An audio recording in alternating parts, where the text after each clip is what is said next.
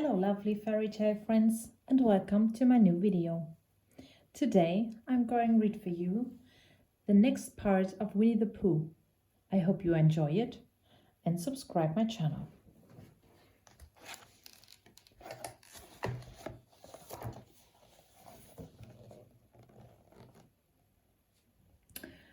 In which Eeyore loses a tail and Pooh finds one. The old grey donkey Eeyore stood by himself in a thistly corner of the forest, his front feet well apart, his head on one side, and thought about things. Sometimes he thought sadly to himself, "Why?" And sometimes he thought, "Wherefore?" And sometimes he thought, "Inasmuch as which?" And sometimes he didn't quite know what he was thinking about. So when Winnie the Pooh came stumping along, Eeyore was very glad to be able to stop thinking for a little in order to say, "How do you do?" in a gloomy manner to him. "And how are you?" said Winnie the Pooh. Eeyore shook his head from side to side. "Not every how," he said. "I don't seem to have felt at all how for a long time." "Dear, dear," said Pooh, "I'm sorry about that. Let's have a look at you." So Eeyore stood there, gazing sadly at the ground, and Winnie the Pooh walked all around him once. "Why, what's happened to your tail?" he said in surprise. "What has happened to it?" said Eeyore. "It isn't there." "Are you sure?" "Well, either a tail is there or it isn't there. You can't make a mistake about it, and yours isn't there." "Then what is?" "Nothing." "Let's have a look," said Eeyore, and he turned slowly round to the place where his tail had been a little while ago, and then, finding that he couldn't catch it up, he turned round the other way, until he came back to where he was at first, and then he put his head down and looked between his front legs. And at last he said with a long, sad sigh, "I believe you're right."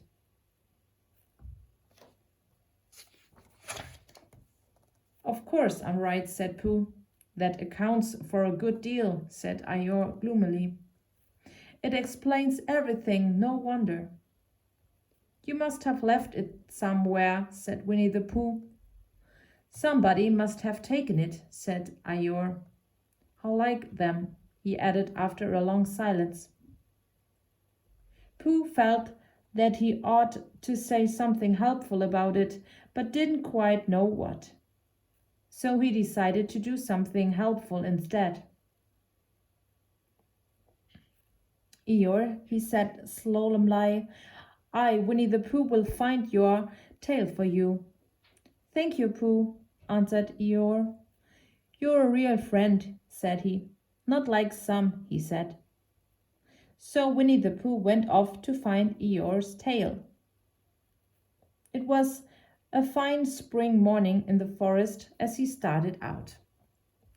Little soft clouds played happily in a blue sky, skipping from time to time in front of the sun, as if they had come to put it out, and then sliding away suddenly, so that the next might have his turn.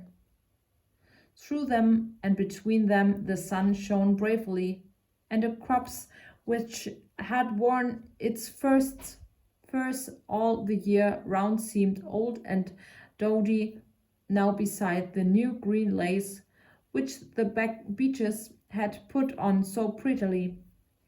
Through copse and spinney marched Bear, down open slopes of gorse and heather, over rocky beds of streams, up steep banks of sandstone into the heather again, and so at last, tired and hungry, to the 100-acre wood. For it was in the 100-acre wood that Owl lived. "And if anyone knows anything about anything," said Bear to himself, "it's Owl who knows something about something," he said. "Or my name's not Winnie the Pooh," he said. "Which is it? Which it is," he added. "So there you are." Owl lived at the Chestnuts, an old-world residence of great charm, which was grander than anybody else's or seemed so to bear because it had both a knocker and a bell pull. Underneath the knocker there was a notice which said, "Please ring if an rinser is required." Underneath the bell pull there was a notice which said, "Please knock if an rinser is not required."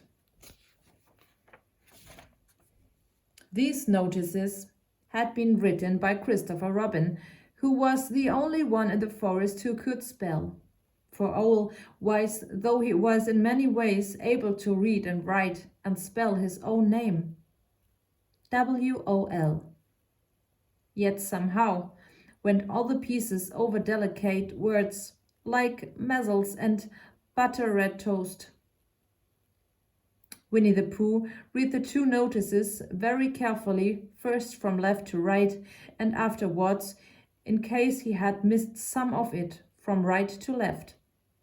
Then, to make quite sure, he knocked and pulled the knocket, and he pulled and knocked the bell rope, and he called out in a very loud voice, "Owl, I require an answer." It's Bear speaking, and the door opened, and Owl looked out. "Hello, Pooh," he said. "How's things?" "Terrible and sad," said Pooh, "because Eeyore, who is a friend of mine, has lost his tail, and he's mopping about it. So could you very kindly tell me how to find it for him?"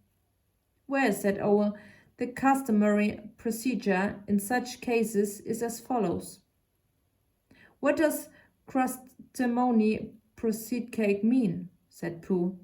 "For I'm a bear of very little brain and long words bother me." "It means the thing to do." "As long as it means that, I don't mind," said Pooh humbly. "The thing to do is as follows. First issue a reward, then—" "Just a moment," said Pooh, holding up his paw. "What do we do this?" "What you were saying. You sneezed, just as you were going to tell me."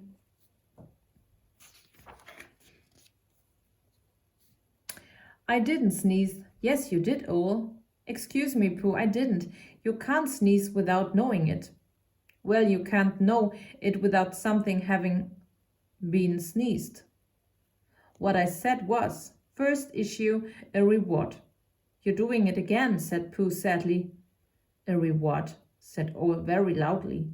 "We write a notice to say that we will give a large something to anybody who finds Eeyore's tail." I see," said Pooh, nodding his head. "Talking about large somethings," he went on dreamily, "I generally have a small something about now, about this time in the morning." And he looked wistfully at the cupboard in the corner of Owl's parlor. "Just a mouthful of condensed milk or what not, with perhaps a lick of honey." "Well then," said Owl, he write out his notice, and we put it up all over the forest. "A lick of honey," murmured Bear to himself, or not, as the case may be. And he gave a deep sigh and tried very hard to listen to what Owl was saying. But Owl went on and on, using longer and longer words, until at last he came back to where he started, and he explained that the person to write out this notice was Christopher Robin.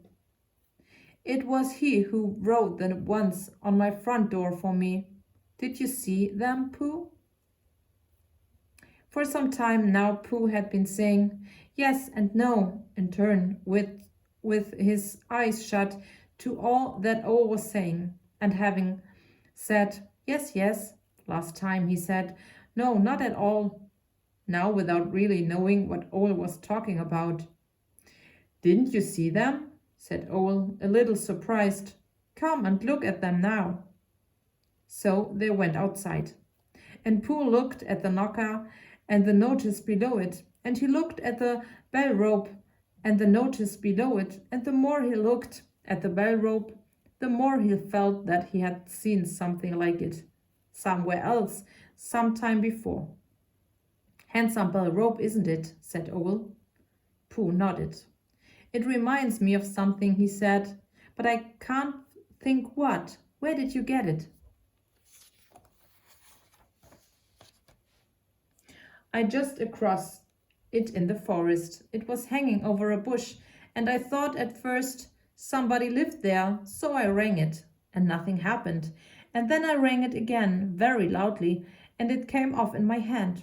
And as nobody seemed to want it, I took it home and—" "Oh," said Pooh solemnly, "you made a mistake. Somebody did want it." "Who?" "Eeyore, my dear friend Eeyore." He was fond of it." "Fond of it?" "Attached to it," said Winnie the Pooh sadly. So with these words he unhooked it and carried it back to Eeyore, and when Christopher Robin had nailed it on its right place again, Eeyore frisked about the forest, waving his tail so happily that Winnie the Pooh came over all funny and had to hurry home for a little snack of something to sustain him. And wiping his mouth half an hour afterwards, he sang to himself proudly.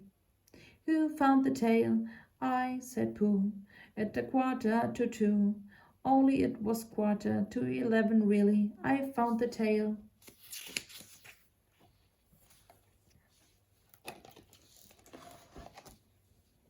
If you liked the video, I hope you subscribe my channel. See you next time.